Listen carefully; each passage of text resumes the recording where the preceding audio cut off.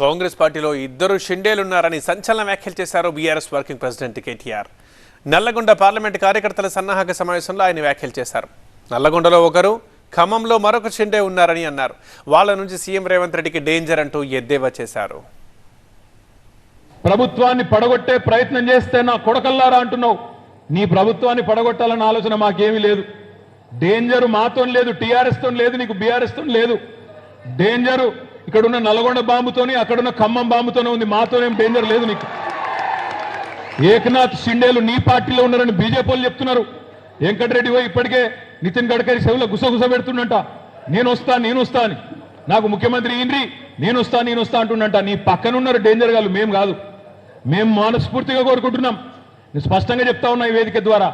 రేవంత్ రెడ్డి గారు మీరు 5 ఏళ్ళు ఉండాలి ముఖ్యమంత్రిగా. 5 ఏళ్ళుండు, కానీ 420 హామీలు ఏవైతే ఇచ్చినవో అవి అమలు చేయకపోతే మాత్రం వదిలిపెట్టమో అనే మాట కూడా ఈ సందర్భంగా విజ్ఞప్తి చేస్తా ఉన్నా.